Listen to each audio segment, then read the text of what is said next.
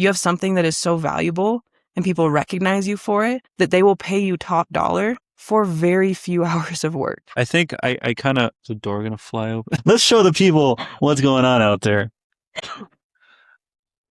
Oh!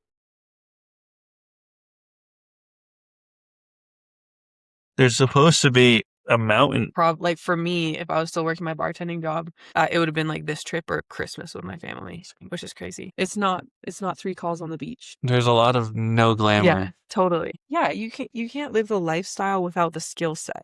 Like part of developing the skill set is putting in the work for it. Like it wouldn't make sense for me to come on this trip and be studying sales 1 hour a day and be applying for jobs with my availability open like weekday mornings. Like that's never going to get you where you want to go. Yeah. I made $8,000. I remember just being like, I'm rich. I've made it. I didn't have time for anything. And during this little hiatus that I took after my 30K month, where I literally made 30K, text Andreas, hey, I made 30K. I don't feel anything. I'm so tired. Yeah. But push yourself to that limit. And because like my mentor used to say this, like, dude, if you just like sacrificed for 6 months, the next like 20 years of your life could look so different. We're waiting for this storm to chill out. What was that noise? All right. Welcome to the crib. Here's the tour. We out in Chile chasing apparently a storm of like the decade. Mm-hmm. 15 feet of powder. Yeah. They got another 1.5 feet last night. So we drove up at like 3 a.m, just crashed here. So we get hit it nice and early, but the winds are too strong right now. So let's talk about sales stuff. Sales is cool. Wow, we're here. Sales allowed us to come here. We're in Argentina and there's no snow. It's raining. So watched the World Cup there, which was epic. Was supposed to be there for a month. But when we saw they're getting 15 feet here, we're like, yeah, let's go to Chile. Booked a flight like 3 days before. Boom. Booked an RV, 4x4. We're like, let's have a little adventure. Yeah. Here we are. What a crazy feeling. You mean Argentina one day and be like, nah, let's go to Chile. I think you nailed it with like why we're so blessed to have these types of jobs. Because if like you had a job, like a job that you had to have PTO. Yeah. That you had saved up your money to come. Yeah. Like as soon as it was raining, the trip is over in Argentina. Yeah. You're going home. Like, boo. You're so bummed. You're like, you didn't get to do what you came there for. Like for me, if I was still working my bartending job, it would have been like this trip or Christmas with my family, which is crazy. God damn, dude. Look at that wind. Bluebird Day. We came up here at 3 a.m. That's what we're staying up the whole car ride up. Bluebird Day tomorrow. It's going to be worth it. It's going to be a Bluebird Day. And now it's a whiteout.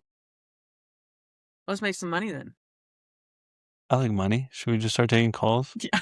All right. Let's talk about this.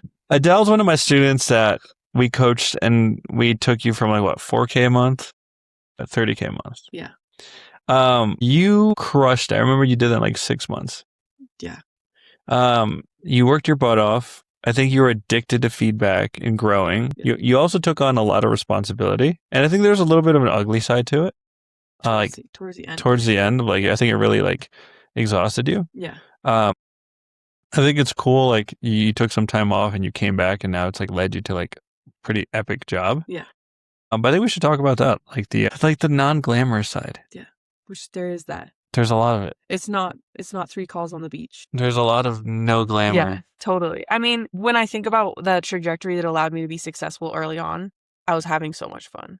Like I loved it. I was so obsessed. I would come to your calls and everything that you'd say, I'd take it to the next. Like, oh, give me timestamps for your calls. I had like every question I asked timestamped my call. Impeccable. It would be like, oh, I have a list of 15 questions for you. I was reading on like the psychology of sales, and it was so fun. And I think that like really allowed me to like work. Oh, still work. It was a lot of work. Yeah, still work. A lot of calls. Took on like growth operating really early, sales managing really early, coaching, training, recruiting. But it's also because you were good at what you do. And I loved it. Yeah. Yeah. I love it. You're a great closer, but you also can teach it and you can manage people. Like what makes you a good closer does that make you a good manager? And what makes you a good closer does that mean you can teach it? Yeah. As I've come to learn, like how to teach sales is a whole different skill to learn. 100%. But like you earned that. And one thing I think you don't talk about enough is that you hit a 30K month selling MRR Fitness. Yeah. Yo, that Like shit's low ticket tough. fitness offers. Anyone that Yeah. thinks low ticket is easier It's has harder. never sold it. Oh my gosh. My like 10K fitness packages, like those were a breeze compared to trying to get somebody to see why investing $300 a month into themselves was worthwhile. My longest objection handle was for $100 deposit. Yep, that's how Yeah. it goes. Yeah. That's how it goes. So, I mean, to put up those numbers with high volume, low cash per call, it is quite impressive. But let's talk. Like, I'd love for you to talk about because you I think you have a passion for sales. Yeah. Persuasion, human behavior. Kind of what was that trajectory that took you to that 30K month? And let's talk about that. And let's talk about kind of like how you needed to reset after, get back on after, because I know it exhausted you. It did. Because it wasn't just a few months that led to that. I think you were grinding it out for a year. Right. I mean, I'd gone straight from my time in door to door straight into high ticket sales. And there was that was its own grind of 90 hours a week outdoors. Straight into just studying 16 hours, 18 hours a day, straight into selling, managing whatever, 18 hours a day. And that was, so at that point, it had been like a year and a half accumulated, which doesn't sound like a lot, but by the end of a year and a half, when I've neglected a lot of other aspects of my life, it started to take its toll. And I noticed that towards any of my reps watching right now, talking about me being a good manager, towards the end of it, were probably yo, Adele, you were slipping a little bit, which that happens. I think sometimes you have to find your limit in order to recalibrate. And that's what I got to do. And so it was kind of awesome. Let me shed some roles that aren't serving me, recalibrate, and then realign and make sure that this time I'm reincorporating the playfulness, the passion that I have for it, the curiosity, am I leaving time to read the books I love about sales? Am I leaving time to do the objection handle role plays just because that's what I love? And that's made a huge difference coming back into it this time. Yeah. You also, I think you mentioned you had to find your limit. Yeah. You have to. Yeah. Most people never get there. It's the same with objection handling. And I'll still say this to my reps all the time is it's dude, when a rep calls me and they're like, I made this person cry. They got so upset with me. Awesome. We don't want to do that every time. I'm so stoked to hear that you're actually finding the limit of a conversation. Yes. Because you've been holding back this whole time. Yes. And so we don't want to make everybody cry. There's some casualties in this game. A casualty. But it's you got to find the limit in order to know how to balance your That's so true. That is so true. I didn't think about that with objection handling. Yeah. Right? Because the people that in our community that have no problem looping for an hour are also people that have no problem taking 12 calls a day. Yeah. They're also the people bringing in 20K a month. Yeah, exactly. Yeah. So I think you have to be willing to find your limit. I think I kind of, is the door going to fly open? Let's show the people what's going on out there. Oh! There's supposed to be a mountain. Think we're back? Yeah, we can. You have to be willing to, I think, so I call it the badges of honor in the industry. 3 badges of honor. You're going to go through a shitty sales program at some point. Either a shitty program or shitty coach. Do it and be grateful. Do it, be grateful. It's price of admission. Yeah. When you went to, for those of you that went to college, which actually, I found out Desiree didn't go to college and she's 22 and she just had a 17, 18K month. Demena dropped out of college. She had her second 30K month this month. Anyway, 3 things. Be grateful for if the people that have gone to college, your first 2 years of undergrad, what a waste of money. For some people. If you're doing it just to do it. For me, I was a C student. All my doctors out there, you keep it up. But still, undergrad? Your first 2 years of undergrad. Were you doing your general shit? If you're getting into sales, don't do that. No, but sales aside. Help me understand. Your first 2 years of undergrad, you went to college, right? I dropped out for sales. Gangster. No, I'm not telling everybody to drop out. Yeah, no, it's not for everybody. Yeah. The point is, for the people who go to college, your first 2 years of undergrad, you're taking general electives. Yeah. When you look back at it, when you focus on your career, it was your last 2 to 3 years of college, typically, not always, that you're hyper-focused on your career. Yeah. But that first year, it's gen ed. So and I think it maybe is a good thing that we're disagreeing on this, because I've considered the gen ed classes, the content that you learn to be important, but what you're learning to do is how to learn. And what I appreciate about going through a shitty course is you're learning about what doesn't work for you and what bad sales advice is like and what communities that don't help you thrive look like. And so if you're going through a gen ed course, I'm never going to remember the algebraic formulas that we're learning, but I'm learning how to learn and I'm learning how to be in a learning. So we agree on the theme. We just disagree on the analogy. Yeah. I thought it was kind of a waste, but inevitable part of like what you had to go through to like be able to learn more advanced Yeah, like concepts. imagine just getting dropped into your third and fourth, like more advanced years Yeah. before you learned how to learn. Learn how And to you manage your time, learn how to you're study. partying your freshman year, Yep, you're yep, showing yep. up to your like 8 a.m. drunk, like not me. Not me, mom. And I would way rather get that out of the way in my shitty courses. Like, I could not be more grateful for some of the courses I went through before I met you because I was like, oh, this is what I'm looking for. This isn't what I'm looking for. I don't Yeah. think I would have been able to appreciate what you offer, like what you were advertising until I'd gone through other things and I was like, oh, these guys are over promising and under delivering. So when I heard you say something like, yeah, dude, I'm not gonna place you on a job just because you work with me. I heard that and started to appreciate it when before I was like, Oh yeah. Yeah, okay. I think we agree like you will go through a shitty course, a shitty mentor at some point. Yeah. Mine was my first one. Yeah. She's just like her second call, she was like the beach, like surfing. I'm like, dude, I gave you like my last dollar for these calls. Like she's like, oh, that's okay, I'm here. I'm like, I can barely hear you. Yeah. After that, I'm like, okay, this person does not give a shit about me. Yeah. So you're gonna go through it, but it's like part of like also building resilience. Yeah. Of like your ability to keep investing even when things don't work out. Yeah. But also I think you nailed it too, like learning what works, what doesn't. Mm-hmm. So badge of honor, you're going to go through a shitty course. You're going to be on a either shit offer or you're going to get fired from one offer. Being fired can be the best thing ever. Yep. And then the third thing is you will find your limit and you will burn out at some point if you're actually going for it in this industry. Yeah. It's like part of it. Yeah. Cool. It's okay. But you have to be willing to push yourself to that so you know what that limit is. Yeah. So that if you ever needed to make money, like, you know, like you are capable of making sacrifices to like get yourself out of a tough situation if you ever need to. Totally. Like, dude, it is a blizzard outside. So 20-minute tangent, come back to you found that limit. Yeah. And so after you cracked that 30K month, you took some time off, but you're still obviously working. Yeah. But you're a little more intentional. Yeah. I think what you shared about like compared to bartending, right. That was pretty badass. Well, that part blew my mind. So I was talking to Andres earlier, and my best month bartending was 8K. And I remember I was working, it's probably closer to like 70, 75 hours that month. Or sorry, 75 hours a week. And I made $8,000. I remember just being like, I'm rich. I've made it. I didn't have time for anything. And during this little hiatus that I took after my 30K month, where I literally made 30K, text Andreas, hey, I made 30K. I don't feel anything. I'm so tired.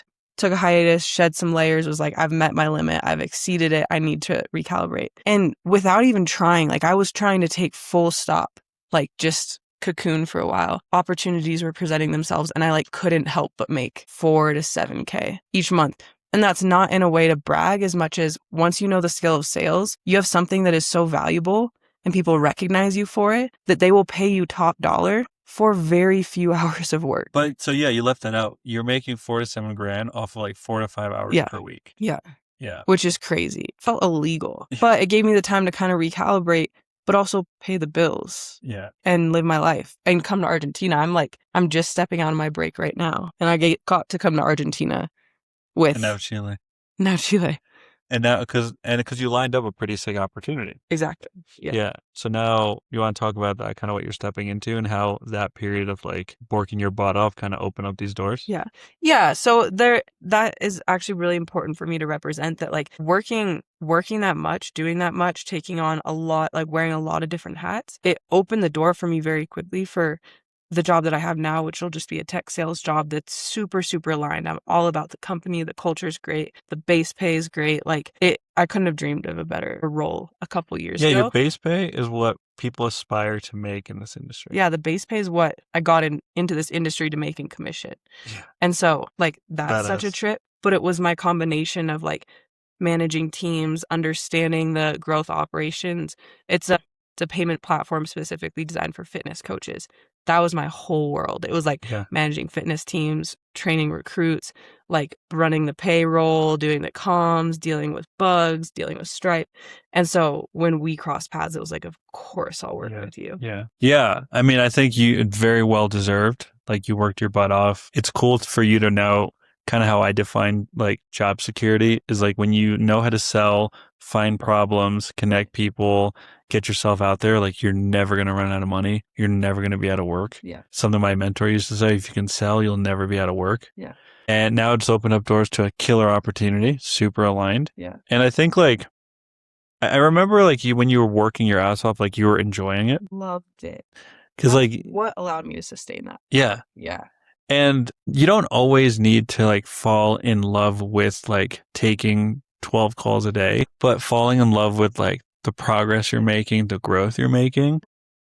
I think too many people it's I don't want to generalize, but it's because like I do have more women that come to me from other courses that I have to like set the right expectations. I'm like, if you come into working with me, expect that like I'm going to push your work limit to a point that you've probably never been pushed to before. And like you just need to experience that. Yeah. Because I think too many people like come into this industry like thinking like, yes, this gives you the lifestyle. Yeah. We're in a fucking RV in Chile. Yes, it gives you the lifestyle. But in your first year, if you're not willing to sacrifice like lifestyle elements to like work your butt off to get really good at something, you're just never going to get there. Yeah, you can't live the lifestyle without the skill set. Like, part of developing the skill set is putting in the work for it. Like, it wouldn't make sense for me to come on this trip and be studying sales 1 hour a day and be applying for jobs with my availability open, like, weekday mornings. Like, that's never gonna get you where you wanna go. Yeah. Yeah. Or like there's like, you know, I've seen this of like ladies that are like, I got into sales so I can have my 4-hour morning routine, you know, and then I can go to Pilates in the afternoon and then I can log off for work at 5 so I can make dinner. Right. When is that ever going to happen?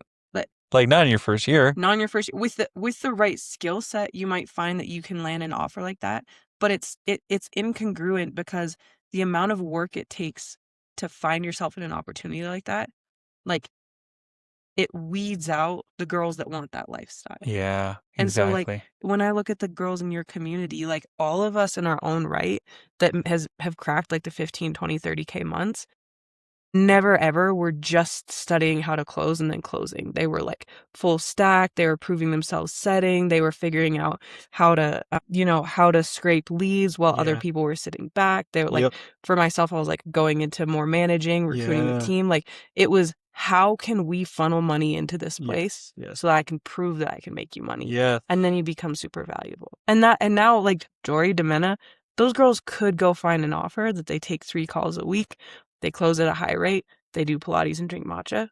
They don't wanna do that. They don't want to because That's not who they are. That's not who they are. Yeah. Yeah, that's so true. That's so true. That's what I was filming this earlier. Like that's what it is to be a producer. Yeah.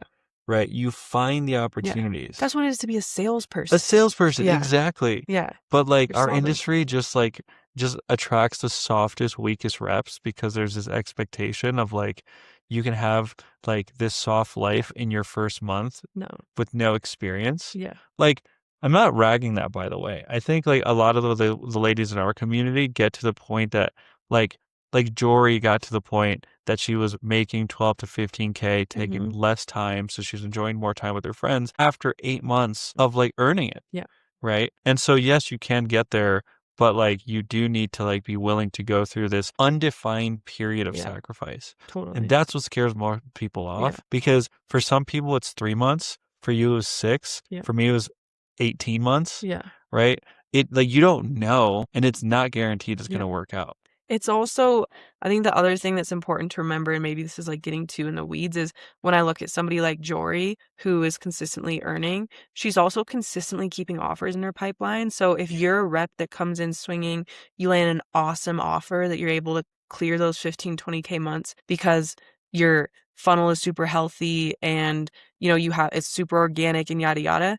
Like, it's going to bite you if you don't put in the work to study sales the minute you try to get on the next offer because you didn't actually build that skill set. Yeah. But then people like Jory, Demena, like they could have people in their pipeline at any given time. Yeah. Because they have the skill set to back it. Demeta just texted me she had another 30K month. Let's go. Except she's took this last week off to go to Greece. So 30K, 21 days. 30K, 21 days. She's top of the leaderboard, 275 cash collected plus bonuses. And it's like she's on a killer offer. Yeah. But everyone sees like, oh, she must have got lucky. Or she's pretty. I've heard that. There's guys in my DMs that, oh, of course she is doing well in sales. She's pretty. I have this memory knocking doors. And it was a group of guys, but and they were all like, yeah, well, this girl, she probably makes XYZ amount of money. She's probably made 100K this summer just because she's hot. And I'm like, tell me where that stat came from for you. Like you're literally just pissed because this You're girl's coping. cleaning up. You're Yeah. coping. Yeah. With Demena, like I think we had her come on as a guest speaker, and she's coming on to coach in the program, which is badass. But she worked with me. She doubled down. She upgraded one-on-one. She came back. She worked with a few other trainers, but I recommended, by the way. Yeah. I was like, if you want to learn this style of selling, Yeah. these people are like that's their style. It's not Yeah. mine. So she went to work with a friend of mine, a great coach, came back to work with me. And since I knew him, both of us tag team, we're like, oh, let's see if we can get her on this offer. And we like made some intros. We helped her get on that offer, but that just opened the door. Yeah. They didn't put her on they put her on like the C leads. Yeah. And they're like, if you want to get on the main rotator, like self-set. Yeah. So guess what? She was on the inbound calendar. Yeah. On the C leads. Yeah. Right? Which most people, oh, it's a lead problem. She was still closing. Yeah. And in her downtime, she was still banking $200 a day. She closed 2 fat, like 20K deals from self-setting. Yeah. And then the sales manager was like they couldn't ignore her. Yeah. Facts. They couldn't ignore her. So she was working 10-hour days. Yeah. Well, like with no guarantee that she was going to get the best role in the company. Now she's the only rep allowed to double book her appointments on the entire team of 15 because her cash per app is so high. Wow. Cash per app for the newbies is like what sales managers really look at is not just your close rate, but they look at how much cash do you bring in per call booked. Yeah. Because that's what dictates how profitable you are. Yeah. We won't go into the rabbit hole on that one, but that's something that like, once something I teach all of you guys is like, how do we fall in love with our data and our numbers so we know what to work on? And not just your close rate. Your close rate is a small piece of the whole story. Yeah. So there's ugly sides to 30K months, although, Demena is a great example. Like she does Pilates 2 hours every single day. Yeah. But like she's worked her butt off since she hired me, which was in October, dude. She's worked her ass off. She hasn't been without an offer. Yeah. She's been doing the full stack thing, self-setting, outbounding, and that's what earns it. Yep. One thing on the last thing I'll say, maybe it's a little bit of a tangent, but like Demeta came to a one-on-one with me recently, and she was like, she wanted coaching around certain things. She wanted coaching on how to improve her pre-handling. And then like I went through her call and I role played it with her, and I'm like, there's not much more I can teach you about pre-handling. Like you're literally sounding like me. Yeah. You got it. I was like, let's look at your numbers. We looked at her numbers and I was like, dude, your numbers are fucking good. Yeah. I was, and which is why the sales team is like, double book her, give her the best leads. Yeah. Everyone that complains like, oh, they have the best leads, like that rep worked for it, and that rep earns it every day. Yeah. As soon as a top rep slips, those leads go elsewhere. Yeah. So top dog, as I call it, number one spot is earned every day. Yeah. Now with her numbers are good. I was like, dude, there's not that much more we can do. Your close rate is like just under 50%. Your cash per appointment is healthy. Yeah. She was also like the only rep like that had sold a few like 60K deals. Right. And it's because I told her, I was like, go for it. I was like, dude, these people have money. Go for it. Yeah. Worst thing they say is no, give me the downsell, which was your 30K instead of your 12K. Yeah. Right. But then I was like, how are you building relationship with these people? She's like, what do you mean? I was like, these are awesome business owners. Yeah. These aren't just like biz op leads that you'll never see again. These are awesome business owners doing cool shit. I was like, it would go a really long way if 2 weeks after you sold them, you just called them. I was like, block off 2 hours on Friday and call them and say, hey, how are you doing the program? Yeah. How are you liking it? And then see if there's an upsell opportunity. Because I was like, the people that you're selling the 18K package, you have an incredibly good offer that has great fulfillment. Yeah. Those are people you upsell to a 40K package. Yeah. And now you're turning one sale into two without costing the business any more ad spend. And so we worked on a whole referral and upsell plan. And now part of July, because like she knew the people that she closed in June were coming up to that 3 to 4 week mark, and a couple of them upsold. And that kept her. So the second person on the leaderboard, I think, was at 235K for the month. She's at 275K for the month. And 2 of those sales were from upsells. No way. Because it's like, again, being that full stack producer. Yeah. Yeah, Right. which brings up such a good point, which is a lot of times it can be easy to like continue wanting to hone in on your technique when the most valuable thing you can do is going to be off the call. And I think another big one that's really important to remember is understand your payment plans, understand how Klarna works, understand how approval rates work. Yeah. So many deals get lost to reps sitting there floundering around, not knowing what to offer them. So they present them with all the options and then the prospect gets scared off. Yeah. Versus if you can be super sharp with your payment plans, understand everything about financing, you can go, awesome, here's what we have for you. Let's get you going. Yep. Yeah. Be a full stack producer. Find your limit. Like, find your limit. It is a badge of honor. Don't be scared to like work yourself to the point of burnout. Yeah. Like, burnout is a buzzword. You might just be tired for a week, Yeah. need some sleep, and you'll be back. Yeah. But push yourself to that limit. And because like my mentor used to say this, like, dude, if you just like sacrificed for 6 months, the next like 20 years of your life could look so different. So different. So like you can change the trajectory of your life if you're just willing to do that. And again, people are scared to do it because it could be 6 months, it could be a year. Like there's no guarantee it will work, and there's no guarantee it will work in a certain amount of time. Yeah. Who fucking cares? Yeah. At the end of the day, it's 1 year for the rest of your life. Yeah. Easy day. Yeah. That's all I got for you. We're going boarding. Peace.